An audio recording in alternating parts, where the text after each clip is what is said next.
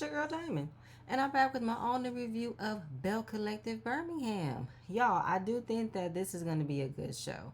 The opening episode was really good. We have a lot of information from all the ladies, and I do like that they all have little relationships with one another. I do love that. So, we start off with Stormi, and if y'all don't know, Stormi was on Love and Marriage Huntsville, and she has already made her mark about already being a successful entrepreneur. And I said it when I was reviewing Love and Marriage Huntsville while Stormi was on there. I admired her story. I admired her hustle. I respect her as a business owner and everything. But she did do some things towards the end of her time being on the show that I wasn't really feeling, I wasn't really liking, but it never stopped me from showing support. It never stopped me from following her journey amongst her gaining so much success, because she lets us know that she is the #1 TikTok seller in the United States to sell over 1 million. She got to travel to China. She got to work with Fenty. She went to travel to India. Like, she is doing the damn thing to make her dream a reality. And while she's getting all the praise and the worship, her businesses has had some ebbs and flows, all right? Because people want to know, how did she do it? But she's going to let you know. And we're starting off with seeing Stormi entering in her warehouse. And again, if you don't know her story, she was in college. She was going through a state of depression where she wanted to become a hairstylist. She had her own salon, but nobody was really feeling it. Nobody was interested. And Mama Betty called her a dumb bitch. And if you don't know her dynamics of how she's had with her mom, Stormi, I'm telling you right now, I'm happy that you are back on my screen. I'm happy to see you in a different light. I don't want to see your mother on my screen. No, I didn't even want to see your mom on my screen when you was on Love and Marriage Huntsville, because your mom's evil. I'm sorry, not sorry. Your mama is an evil, ignorant woman, okay? The fact that she couldn't show you support, could not help you or be there for you, but as soon as you started elevating, as soon as you start reaching the levels of being an amazing businesswoman, then she starts to smell herself. Then she starts to act like you were the best child she's ever had, even though you were the only child she had. She started to act like everybody was jealous of you. I'm sorry, Stormi. I'm just going to leave it at that. I don't want to see your mother on my screen. I don't, okay? But either way, she still wanted to pursue her dream. And that was the start of Canvas Beauty. You know, she started from doing Canvas Beauty in her kitchen, and then she owns a 50,000 square foot warehouse with her husband, Courtney. And it is a dream of walking in, seeing everything. You know, we got TikTok orders getting sold, getting shipped. And now she just received her package sample for her collaboration with Lala Anthony, which is a huge deal. All right. So next we have Amber Jones. Amber Jones is a part of the cast. She is the Canvas Beauty CFO. She's been knowing Stormi for over a decade. You know what I'm saying? They met when she was trying to find somebody to do her hair, and she was introduced to her by her sister, and it became from a client service relationship, and then it grew into being more of a sister relationship. And they're talking about the release party for Lala Anthony's collaboration. This is her first celebrity collaboration. And they've done plenty of other pre-releases. They've done it in New York, Las Vegas, Atlanta. Now she wants something close to home. And then Amber talked about, what about Birmingham? Birmingham could be a good place for you to have your pre-release party. And Amber gave us a breakdown about how awesome Birmingham is. You know what I'm saying? She's been there since college. We have amazing movers and shakers here. It is the tech place of the world. People are in real estate. People are in this place, this place. So she agrees to have the party in Birmingham. And then Amber suggests that she goes to dinner so she can meet some new people. Stormi says she don't like meeting new people. And I kind of understand where Stormi's coming from, because I know she's going off of her experience of being a part of the cast of Love Marriage Huntsville, where her introduction and her involvement into the group really wasn't cool. So she wants to be cautious and careful of not just meeting people off willy-nilly, you know. But Amber knows Stormi has her ways of not being around certain people and being around certain groups. She'll rather be with her husband and her child and just chill. I understand that as well. But she wants to link these people up with Stormi that she could create a very good relationship with. And these ladies are very close to her. They are a part of her prayer group. She wants her to see how we have really good people in Birmingham, and I want her to be involved in that. So when they opened up the sample box for Lala Anthony's collaboration, she looked disappointed. Now, from the looks of it, it didn't like there was an issue. I was concerned about what was missing. Like, what am I missing? Is the foam not supposed to fall out the box? Turns out that was part of the problem. And it is way different than her perfume box was. Like, the material was flimsy, the box was peeling, and the materials wasn't the same exact material she had for her own perfume box. And they're about to launch the biggest launch of their business with Lala Anthony. What are we going to do? We got to fix it, right? So automatically, we're calling Michael, the distributor, on the phone. He ended up saying it wasn't in the budget. But Stormi said, we spent over $150K.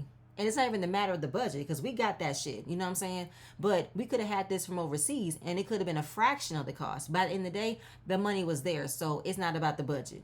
So how long will it take for the boxes to arrive? And he told her around the end of February. Now, this is obviously a crunch time because they're looking at the calendar for the TikTok event. They're planning a live event until January 30th. The time was now January 9th. And the boxes aren't to be scheduled until late February. That's going to be way too late for people to receive their packages when they do their live event. So they won't even have half of the automatic packages before the end of January. And of course, Amber was going over the process about how they needed to rush because they needed to get the boxes domestically made before going overseas because it needed to come right away. And also, they wanted to have something on hand when people started ordering so they can get it on time. But if they're not going to even receive a fraction of what they're going to order, it's going to be a very long time before they receive their package. And that's kind of cold, though, because we don't want people to wait toward the end of February to receive their Lala Anthony package. And this is very frustrating. And I can see that Stormi is getting emotional because the live is in 3 weeks. And she don't want them to lose this. She needs them to fix it. So we got to make sure we are getting this done because we don't want our clients to wait a very long time to receive their products. And I can understand that when you're finding the proper material to send to your clients, you want it to be really good, sturdy material. You want it to be something that's long lasting so they can trust that the packages are going to come correct. They're going to come safely and it's going to look like what you ordered. So hell yeah, this is frustrating. And there's not a lot of time you can get this done. So I felt Stormi's emotions in that scene. I really did. And fuck that distributor for saying it wasn't in the budget. Hell yeah, it was in the budget. Were you too damn cheap to actually make the product like she asked you to? Anyway, moving on. So we continue on with Stormi and her fabulous estate. Okay, I have always been in love with her house ever since she showed it to us. And that's where she finds her comfort and her peace, where she takes off her business hat and become a mom and a wife. And we know Stormi is a lover of animals. Okay, she has a whole bunch of dogs and horses. And Stormi's dog, the big white fluffy one, it is so cute. And that is Courtney's dog. Her dog is this cute little cup dog named Trey, who was a rescue dog. You know, she found him. He had gotten out of surgery and he was abused to the point where that his arm was fractured too many times that they pretty much had to get rid of it. So Trey is a dog with only 3 legs, but it's a cute little thing. You know, I'm seeing him gain his grounds. He's walking around with his cute little sweater and everything. So while she's at her house caring for her dogs, we meet the other cast member, Kayla. I have never seen somebody spell their names like this. K''L''A. I thought I was going to say Kla, but it is in fact like the Kayla. But it's literally like announcing the letter K and then La. Very interesting, right? So Kayla, she teaches young kids on how to get their start in modeling and acting. And she has known Stormi for about 6 years off of social media. That grew to having a real relationship.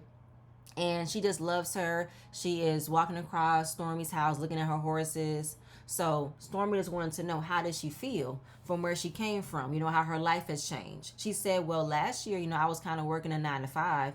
And I think I made about $14,000. And now that she is in this new stage of being a business owner, she pretty much makes that amount within a few days out of the week, I think she said.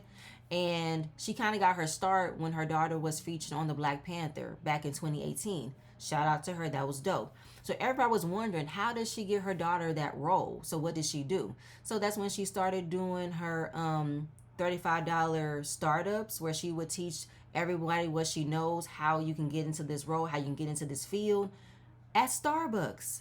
You know, starting off little packages at $35 of teaching you everything you need to know about getting into acting, getting into modeling, and it grew from there, and she made about 7 figures in 18 months. Congratulations to you, Kayla. That is dope. And all you gotta do is step out on faith and just make a way out of no way. That's really dope. So Stormi is asking her, how is she doing? How is she feeling? So we get to the part of finding out that Kayla is recently divorced. Her divorce was finalized in September, and Stormi wanted to know how to get to that point. Well, Kayla said that it has been brewing for the last couple of years. Excuse me.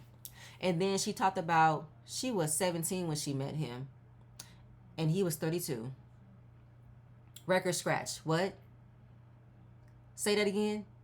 You were 17 and he was 32. She said she met her ex working at Hooters.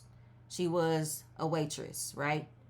And recognizing around that time, she was young when she met him, so she experienced a lot of new experiences growing up, but she's not the same person as she used to be when she was 17.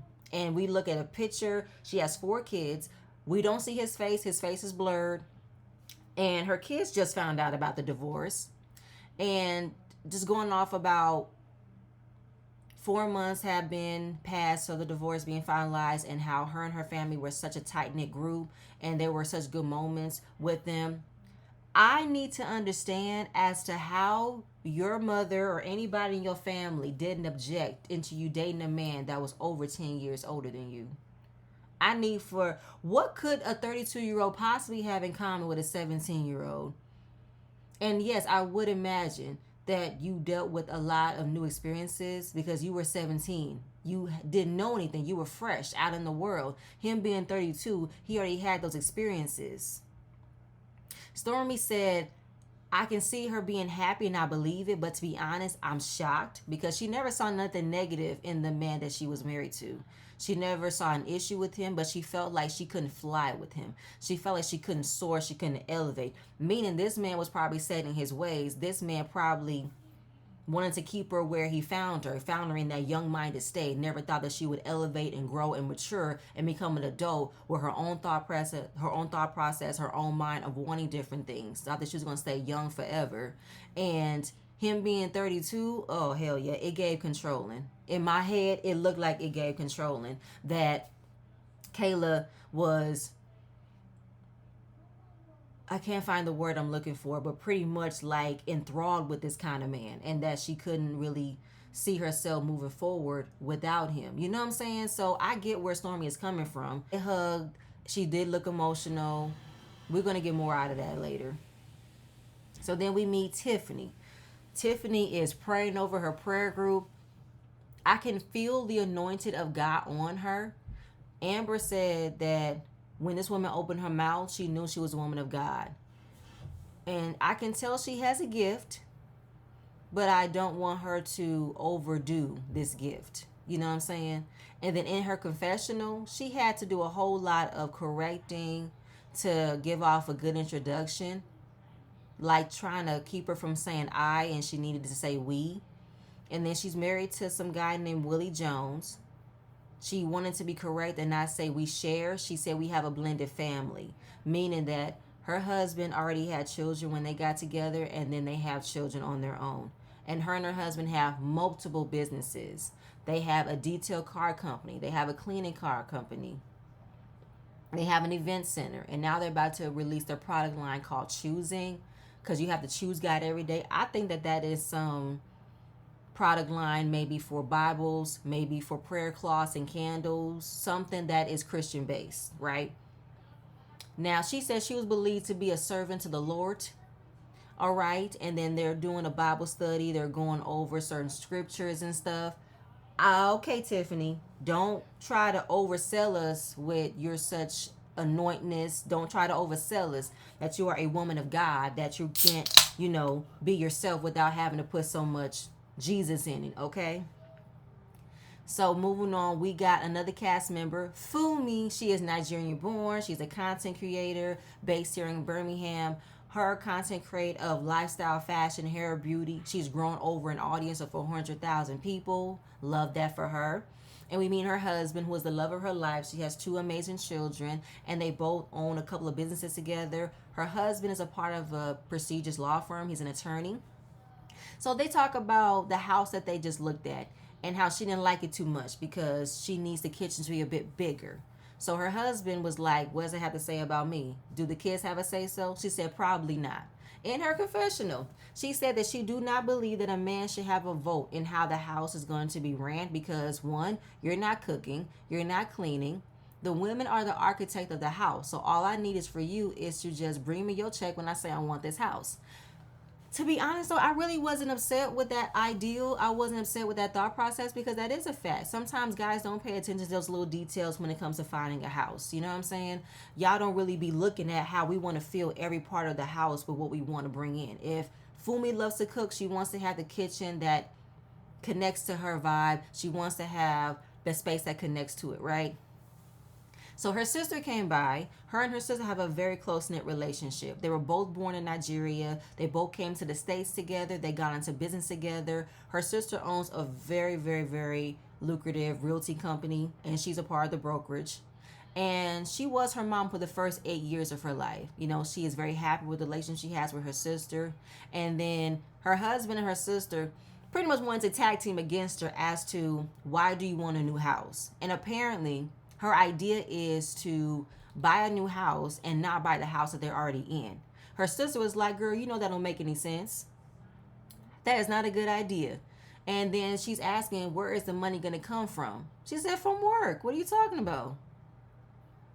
So she defended the fact that she does work with her sister and she also helps her husband at his firm, but it's in that same realm where money is going to come where it's going to come. So what are y'all talking about? So asking the kids, how do they feel? Do they want to move or they want to keep the house they're already in? They like the house that they're already in. She's asking, don't you want a house with a backyard? Don't you want a house where you can play football? He said, we already have a backyard. She said, that's not a backyard. So that lets you know you've never had what you don't know, okay? Because what you think is a backyard is not a real backyard. I mean, when we see the outside of the house, it looks pretty spacious. I mean, your closet upstairs is everything, girl. You know what I'm saying? And then wondering what is the budget that she wants to have when finding a new house. And her sister said, I know your taste. And it could be well over $5 million. And her husband was like, that is not in the budget. She said, you know, we can speak into manifestation. Okay, we can afford this. What I also found really funny in that moment was when Fumi was in her confessional talking about, I don't think two boys who don't even want to take a shower should have an opinion about whether or not they want to stay here or move somewhere else. Because you don't get to have a say-so, okay? So while you don't have a say-so, then I don't need your opinions, all right? I felt that. One, if I have a hard time getting you to take a shower to wash your ass, then you don't need to tell me that you don't want to move, all right? I love that. I'm going to like Fumi. I like her. She has an infectious personality that I just gravitate towards because she's very loud and I love it. So we're back with Amber. We're getting more about her life. We meet her gorgeous dog, Gucci, who is blind. Oh my God, so cute. So then we find out Amber never liked playing with Barbie dolls. She never liked playing with the girls on the playground. She always wanted to play with the boys. You know, she grew up a tomboy, right? And then as an adult, she realized I am more girly than I thought. And we see her niece, who's also an influencer and a marketing coordinator for Canvas Beauty. I love it, keep it in the family. She came to Birmingham in 2009, where she played college basketball. She was one of the top scorers in women's history of playing basketball. And she played professionally for 4 years overseas. And then she came back to Birmingham to pursue her own business and become CFO of Canvas Beauty. I love that. So she FaceTimed Stormi. Stormi's in a nail salon. And she hasn't told Lala what's been going on with the boxes. And yeah, the box samples definitely pissed her off because we have to figure out how we're going to address the 2400 package that won't be delivered until the end of February. So the live stream in a few weeks is going to be a 48-hour live stream. And they were supposed to have about 5,000 boxes on hand to send out, but they're only going to have half of that, 2,400 to be exact. So people can order, but they're not going to get that same box by the time that they do the live. They're going to get that box later delivered. So they're going to have to figure out how to appease to a lot of clients to receive the package on time. So while we're talking about the party, We're talking about the dinner, who she's inviting, and she invited Kayla. And Amber really don't fool with Kayla. I think it was some time ago where Stormi introduced Amber to Kayla, and Kayla just ignored her. Looked the opposite way, talked to everyone else but her, and it's like, I don't even know her. So why is she giving me this energy? And she was like, you know what? That's your friend. You cool with her, you resonate with her. I ain't got nothing against that, because that's all Stormi is going off of. She really hasn't seen anything that Amber is feeling, because at the end of the day, she likes Kayla. She resonates with her story. She resonates with how she, came up. But obviously for Amber, it's really rubbing her the wrong way that Kayla really didn't acknowledge her. We're going to find out more about that, because I need to understand as to how could be an issue. So now it is the big day, the pre-release party, and we see Tiffany and her friend Kendra. Kendra is supposed to be the mayor's wife. So she has this first lady title, you know what I'm saying? And her and Tiffany have been friends for over 18 years. All right. They used to drink together, they used to party together, but now Tiffany don't drink as much no more. All she needs is a Bible and her water. Okay, because she said she didn't like the way she was when she drunk. It sounds to me you couldn't hold your liquor. It sounds to me you definitely was a different person when you drunk, right? So she figured that she link her up with Stormi because she knows a lot of people that can, create a good connection. As we are arriving to the party looks amazing. It was decorated beautifully. Stormi looks amazing. I love the design. She gives a shout out to her event planner, and then she FaceTimes Lala to show her how the party looks. Lala couldn't make it, so when she showed her the event, it looks beautiful. Lala said, I'm so happy for you. This looks great. So she wanted to know how's everything been going. Stormi said, we've had some hiccups, so we fixed it, because Lala hasn't been in the loop with anything, but apparently the boxes were able to be fixed by the time the live event will happen. So when she got the sample box, it was a prototype of something that was handmade from the manufacturer, but she was promised that the mass production will be exactly what she wanted. Well, why couldn't that have been the answer when she asked you, why are the boxes like this? Why are the boxes flimsy? Why are the boxes of the papers peeling? It doesn't look sturdy. It looks fake. It doesn't look real. Like, why couldn't you just say, oh, that was just a prototype? That's not the final design. That's not the final look. We still are working out the kinks with the materials. You could have just said that instead of leaving it out. Oh, it wasn't in the budget. Like, okay, fine. But I'm very happy that it will be done in time. So everybody is arriving. I love Stormi's outfit, like I said. And then Fumi arrives. Fumi looks amazing as well. She has always felt good energy with Stormi, and she just wanted to let her know you are that girl, okay? And everyone is just mingling. And this is a pre-release where the brand is going to steal the show, okay? You got to promote the brand, make sure everyone is smelling the brand, trying on the brand. We have to do it all, okay? We have to sell, sell, sell. So when Amber gets there, she just instantly walks up to Fumi and said, I did not know you were so short. Now, Fumi laughed it off, right? But she said, first of all, I might be 4'11" on a good day, but on the other days, look at my intellect, look at my looks, look at how I resonate. I am Andre the Giant, okay? I don't get offended if somebody talks about my height, because I know I'm a midget. I'm 5'3", all right? I don't feel no way about it, but maybe that's just how Amber opens up the conversation. Maybe that's how she opens up with, breaking the ice. So while all the ladies meet up, we meet Tiffany. Tiffany introduces her friend to Kendra, and Stormi wants to be around a group of women where we can all be confident in ourselves, that can make me feel confident with myself. I don't like to meet people that make me feel lower than them. I don't like to feel small. I understand where she's coming from. I really do get that, because you don't want to be around people who honestly wants to look to size you up. You want to be around people who uplift you and support you, right? We're all beautiful. We're all smart. We're all businesswomen. We don't need to compete for anything, right? So Kayla arrives, and she arrives with her boyfriend. They had to put his name and his age in parentheses, and he is 52. Okay, Kayla, so you actually have a thing for older men. I'm recognizing that, because your first husband was 32 years old, and now your boyfriend is now 52. Listen, baby, you are newly divorced. I don't think I can tell you when you shouldn't get back out on the dating world. I don't think I should tell you when you need to not already jump into a relationship. I don't think I should tell you that. So That's your thing. I need to know more about why you like dating men older than you. I need to understand. Okay. And Amber, she's just peeping the same energy that she felt those couple of years ago when her and Kayla interacted and it wasn't what it was, you know? Then she started hearing rumblings about Kayla talking about her. And I need to understand what just happened. Did this grow into a bigger issue?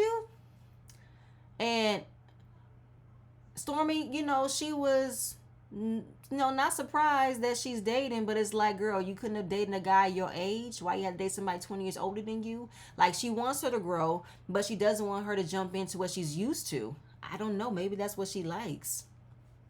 So while we're seeing the party, we know that the Love Marriage Huntsville cast did show up in support. We saw Destiny, we saw Trish. I think Tiffany was there. I saw the images on social media. I love that they're supporting her. It does look like Stormi and Destiny are still good friends. They have come a long way from how they started off in their friendship. We know Trisha and Stormi know each other from school as well. I'm very happy to see that Tiffany and Stormi are still pretty cool.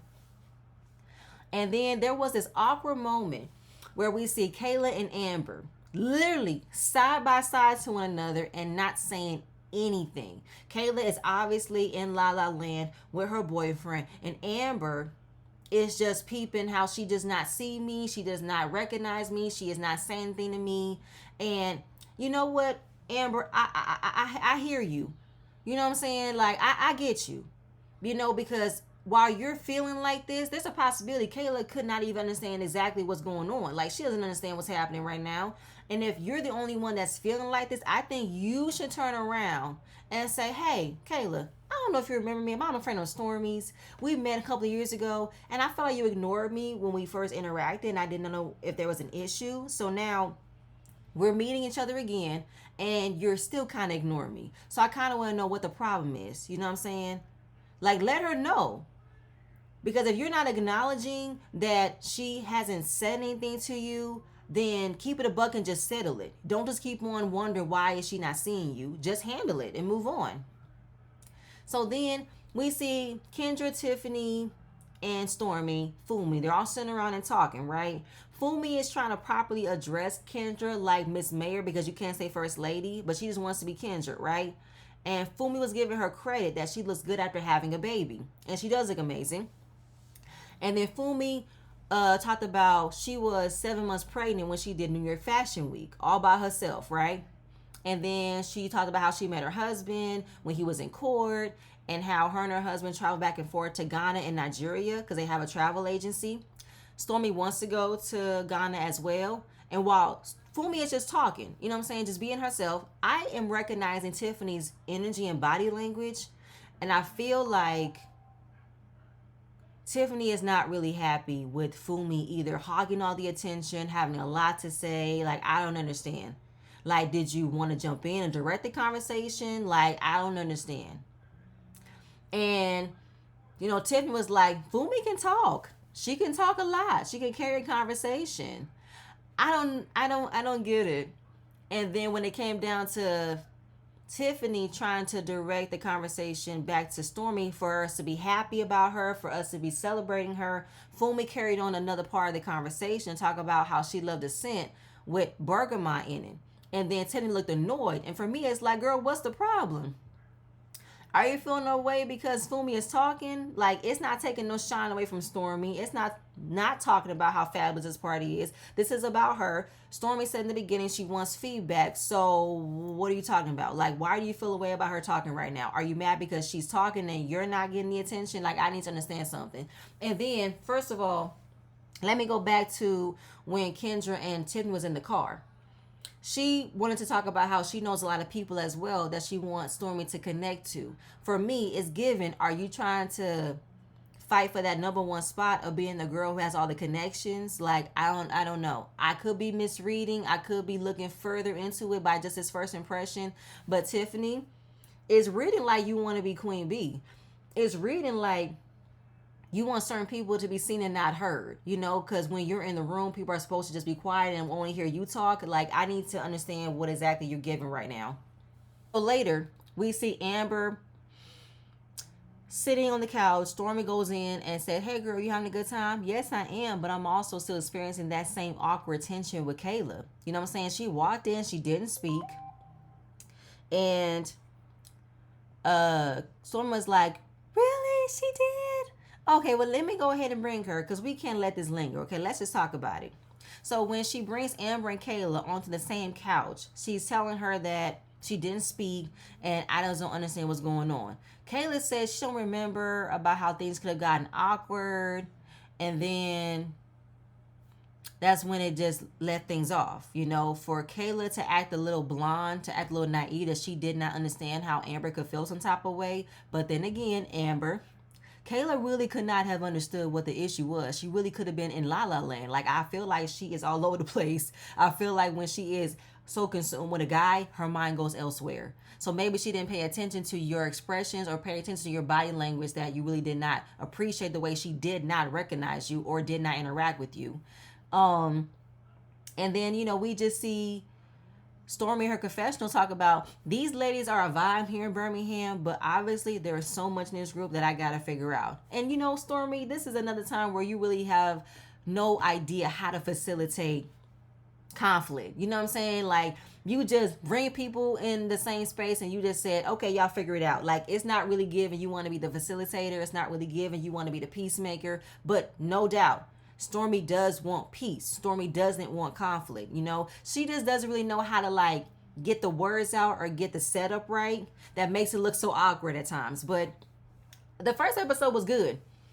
I enjoyed it. I'm enjoying what I'm gonna see the remainder of this season, and I can't wait. I can't wait. But y'all, that's it. That's all I have. Please stay tuned for my next video, and I'm gonna see you guys later. Bye.